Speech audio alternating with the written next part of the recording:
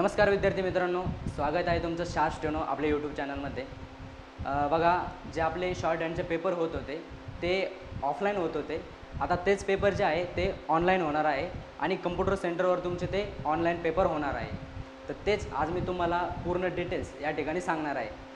तुम्हाला ही PDF मी व्हिडिओच्या description बॉक्समध्ये देणार आहे किंवा माझा नंबर पण आहे, त्यावर तुम्ही व्हॉट्सअप करू शकता, टेलिग्राम करू शकता, त्यावर मी तुम्हाला ही PDF पाठवून देऊ शकतो। त्यामध्ये जे पेपर आपले होणार आहे त्याचे पूर्ण डिटेल्स या PDF मध्ये दिलेले आहे आणि ही PDF जी आहे ती परिषदेची आहे, जे आपले एक्झाम कंडक्ट करतात त्यांची। ठीक आहे, तर बघा सुरुवातीला काय आहे की संगणक लघुलेखन परीक्षा ही यापुढे संगणक असलेल्या परीक्षा केंद्रावर होणार आहे। यामध्ये विद्यार्थ्यास सोडवण्याकरिता 2 गती उत्तरे म्हणजे स्पीड पॅसेज हे संगणकाच्या माध्यमातून सॉफ्टवेअरद्वारे तुम्हाला देण्यात येणार आहे। म्हणजेच कसं बघा, जे स्पीड पॅसेज होते ऑफलाईनमध्ये ते आपल्याला डिक्टेट करत होते, आपण ते लिहित होतो। तर आता तसं न होणार, आता काय करणार ते आपल्याला एक हेडफोन घेऊन जायचा आहे। तो कसा बघा त्यांनी दिलेला आहे, हा जो हेडफोन दिसतोय तुम्हाला, असा हेडफोन तुम्ही नेऊ शकता किंवा दुसरा पण नेऊ शकता। तिथे तुम्ही त्यांना विचारू शकता की कोणता हेडफोन चालेल तर। ठीक आहे, तर बघा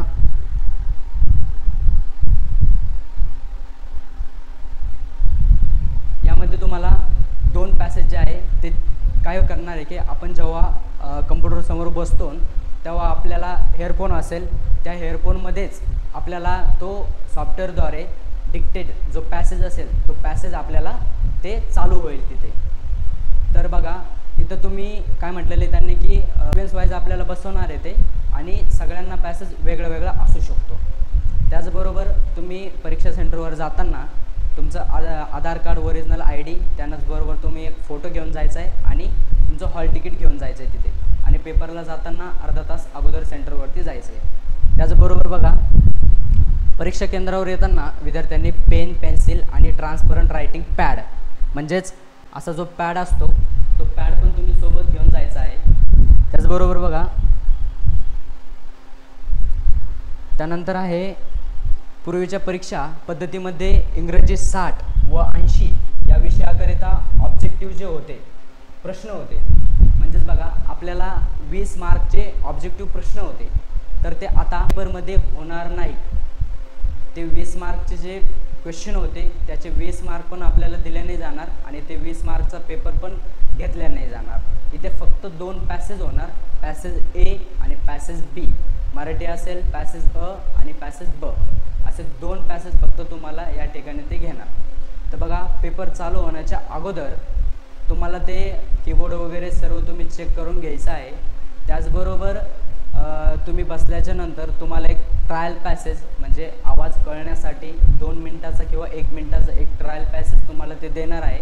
तुम्ही ते ट्रायल पॅसेज जो आहे तो डिक्टेट करायचा आहे, लिहायचा आहे, फक्त त्याचं ट्रान्सक्रिप्शन टायपिंग करायचं नाही आहे, जसं आपण पहिले करत होतो सेम तसंच। पण त्या 2 मिनिटानंतर तुम्हाला ट्रायल पॅसेज झाल्याच नंतर 2 मिनिटं ब्रेक देतील, नंतर लगेच तुमचा पॅसेज A चालू होईल। तर बघा पॅसेज A तुमचा झाल्याच्या नंतर तुम्हाला काय करणार आहे ते यावेळेस ऑनलाईन पेपरमध्ये हा एक बदल झालेला आहे की एक पॅसेज झाल्याच्या नंतर A पॅसेज झाल्याच्या नंतर तुम्हाला लगेच ते ट्रान्सक्रिप्शन करण्यासाठी A पॅसेजला वेळ देणार आहे। म्हणजे पहिले कसं होतं, पॅसेज A द्यायचे, 2 मिनिटाचा ब्रेक द्यायचे, लगेच पॅसेज B पण द्यायचे, पण आता तसं होणार नाही आहे। आता तुम्हाला पॅसेज A देणार आहे, त्यानंतर तो झाल्याच्या नंतर लगेच तुम्हाला ट्रान्सक्रिप्शनसाठी वेळ देणार आहे, तो तुम्हाला इकडे कम्प्युटरमध्ये टाईप करण्यासाठी वेळ देणार आहे। तो झाल्याच्या नंतर तिथे ऑटोमॅटिकली तुमचा वेळ झाल्याच्या नंतर ते ऑटोमॅटिकली सबमिट होणार आहे, तुम्हाला ते सबमिट करण्याची पण गरज नाही आहे। तुमचं पॅसेज जर झाला लवकर तर तुम्ही परत रिपीट चेक करू शकता की तुमचं काय काय मिस्टेक झाल्या, तर त्या टायमाच्या अगोदर तुम्ही ते करू शकता। त्याचबरोबर पहिला पॅसेज झाल्याच्या नंतर लगेच तुम्हाला तिथे B पॅसेज चालू होऊन जाईल आणि B पॅसेज झाल्याच्या नंतर 4 मिनिटाचा B पॅसेज झाल्याच्या नंतर लगेच तुम्हाला त्यासाठी पण ट्रान्सक्रिप्शन करण्यासाठी वेगळा वेळ मिळेल। त्याचबरोबर बघा प्रत्येक गती उतार हा 50 गुणाचा राहील। पास होण्यासाठी विद्यार्थ्यांचे दोन्ही गती उतारे मिळून 50 गुण मिळविणे बंधनकारक राहील। त्याचबरोबर तथापि प्रत्येक गती उतार्यामध्ये देखील उत्तीर्ण होण्याकरिता किमान 15 गुण मिळविणे बंधनकारक राहील. आता काय म्हटलेले बघा त्यांनी इथं, पॅसेज ए होणार आहे तुमचा, यासाठी 50 मार्क म्हणता येते. इथे तुम्हाला जे आहे ते 50 मार्क देणार आहे. त्यानंतर पॅसेज बी आहे, यासाठी पण 50 मार्क आहे. ठीक आहे. तर यामध्ये दोघांमध्ये पास होण्यासाठी तुम्हाला जे आहे ते 50 मार्क पाहिजे. कितीपैकी? 100 पैकी. ठीक आहे. 50 मार्क्स तुम्हाला त्याचे पडले पाहिजे. तर ते कसे बघा, त्यांनी जे म्हटलं आहे 15 मार्कमध्ये एका पॅसेजमध्ये तुम्हाला कमीत कमी मार्क्स पडणे आवश्यक आहे. तर कसं बघा, एक्झाम्पल पहा, तुम्ही हे पॅसेज टाईप केला, यामध्ये तुम्हाला 35 मार्क्स आले, 35 मार्क्स आले. तर बी पॅसेजमध्ये तुम्हाला कमीत कमी 15 मार्क्स घ्यायचे आहे, म्हणजे टोटल याचे होऊन जाईल 50. ठीक आहे. तर ह्या जो बी पॅसेज जो आहे याच्यामध्ये जर तुम्हाला जर 14 मार्क्स जर पडले तर तुम्ही जो आहे ती पूर्ण जो विषय तो फेल होणार आहे. जर समजा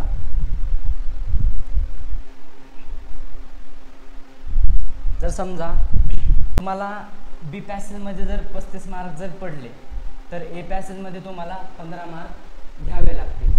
असं ते जे आहे ते स्ट्रक्चर आहे. पण जर 14पेक्षा एका पॅसेजमध्ये जर तुम्हाला कमी मार्क्स पडत जर असले तर तुम्ही तो पूर्ण जो विषय आहे तो नापास होण्याची शक्यता आहे, म्हणजे नापास होणार आहे. त्यानंतर बघा इंग्रजी मराठी हिंदी जे 60, 80, 100 आणि 120 हे जे एक्झाम होत्या त्या प्रत्येक 6-6 महिन्याला एक्झाम होत असतात. तर ऑनलाईन एक्झाममध्ये पण सेम आहे ते, यामध्ये काही चेंज नाही आहे. पण 130, 140, 150, 160 या ज्या एक्झाम आहेत त्या प्रत्येकी एका वर्षाला होणार आहेत. ठीक आहे. त्याचनंतर बघा इथे काय म्हटलेलं त्यांनी, प्रत्येक 4 मिनिटाच्या दोन्ही गती उतार्याचे डिक्टेशन संगणकावर देण्यात येणार असल्याने प्रत्येक विद्यार्थ्याजवळ साधा ऑक्सिलरी पोर्ट असलेला इयरफोन, जो मी आता तुम्हाला दाखवला आहे तसा एक इयरफोन तुम्ही स्वतः घेऊन जायचं आहे, किंवा त्यांनी इथं मेन्शन केलेलं आहे की तुम्ही संस्था चालक तुमच्या शुल्कातून ते तुम्हाला देऊ शकतात. पण ते तुम्ही ते विचारून घ्या तुमच्या संस्था चालकाला, किंवा मग तुम्ही स्वतः घेऊन जा. एखादा चांगला हेडफोन घेऊन जा, म्हणजे त्याच्यातून तुम्हाला चांगला आवाज ऐकायला येईल आणि तुम्ही चांगलं डिक्टेशन घेऊ शकता. त्याचबरोबर साधा इयरफोन व्यतिरिक्त म्हणजे जो इयरफोन घेणार आहे तो एकदम साधा पाहिजे, ना की तिथं ब्लूटूथ पाहिजे, दुसरे कोणते हेडफोन पाहिजे, काहीही तिथं चालणार नाही आहे. मोबाईल नाही चालणार, रेकॉर्डिंग्स नाही चालणार, कोणतीही कॉफी नाही चालणार तिथं. असं असेल तर तुम्हाला तिथं अलाव केला जाणार नाही. त्यानंतर परीक्षेच्या दिवशी तुम्ही अर्धा तास तिथं केंद्रावर हजर राहायचं आहे. तेच आपण जे कंटिन्यू एक्झामला करतो सेम तसंच. तुमचं आधार कार्ड घेऊन जायचं आहे, तुमचं ॲडमिट कार्ड घेऊन जायचं आहे, एक फोटो घेऊन जायचा आहे. ठीक आहे. त्यानंतर एक पेन्सिल घ्यायची आहे, एक पेन घ्यायचा आहे, 1-2 पेन्सिल घ्या. हे पहा, आता जे डिक्टेशन घेणार आहे आपण त्यासाठी तुम्हाला जे आहे ते नोटपॅड त्यांनी प्रोव्हाइड केली जाईल. तुम्हाला अशी नोटपॅड असते बघा, 60च्या विद्यार्थ्यांना माहीत नसेल, जे नवीन असतील ती अशी नोटपॅड असते. त्याच्यामध्ये तुम्ही शॉर्ट हँड लिहायचं असतं, स्टेनो लिहायचं असतं, आउटलाईन काढायचं असतं. ठीक आहे. त्यानंतर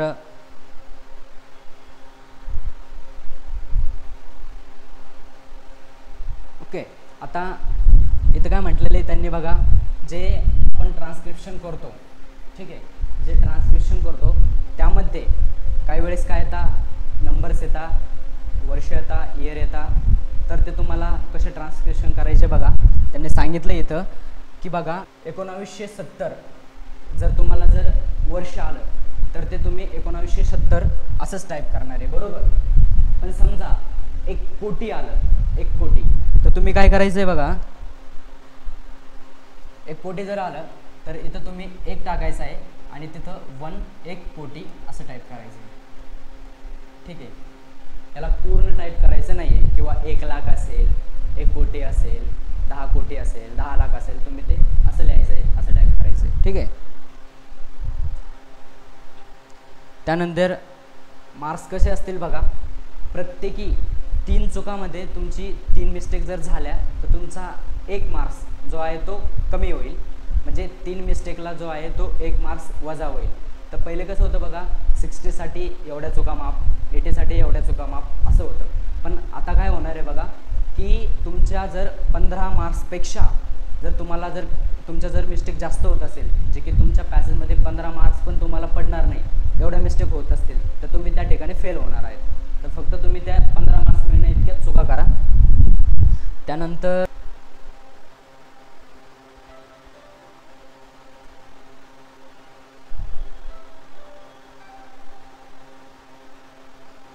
त्याचबरोबर बघा, हे झालं इंग्लिशचं.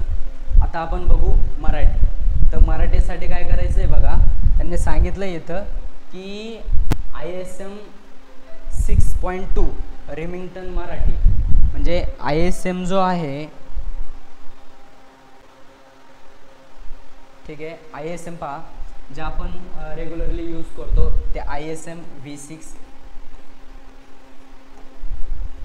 ISM 6.2 हे जे आहे याच्यामध्ये काय करायचं बघा, इथे एक ऑप्शन असतं बघा, जे की टायपिंग ऑप्शन म्हणून असतं. तिथं काय करायचं आहे, तुम्ही रेमिंग्टन करायचं आहे. इथं दिलेलं आहे त्यांनी,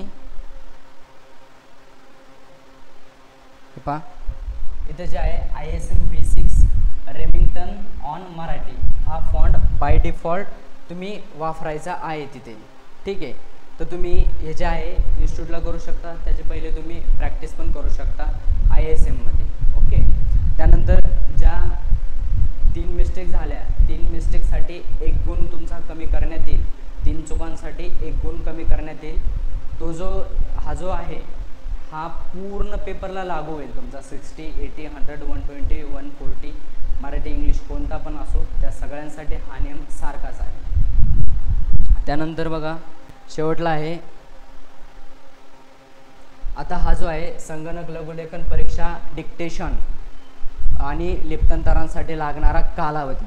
आता इथं काय आहे की इंग्रजी शॉर्टहँड जे आहे 60साठी तुम्हाला पॅसेज ए आणि पॅसेज बी साठी दोन्हीसाठी 12 मिनटं देणार आहे. त्याचबरोबर पॅसेज ए आणि बी हा तुम्हाला ट्रान्सक्रिप्शन करण्यासाठी बघा 63 मिनटं देणार आहे, आणि पूर्ण पेपरचा जो टायमिंग असेल तो 1 तास 15 मिनटं असा असेल. हे तुम्ही बघू शकता, हे पूर्ण पेपरचं जे आहे ते पूर्ण त्यांनी टाइम टेबल इथं दिलेला आहे, आणि हा टाइम टेबल जे आहे मी तुम्हाला तो टेलिग्रामला किंवा मग यूट्यूबच्या डिस्क्रिप्शन बॉक्समध्ये तुम्हाला शेअर करतो. थँक्यू.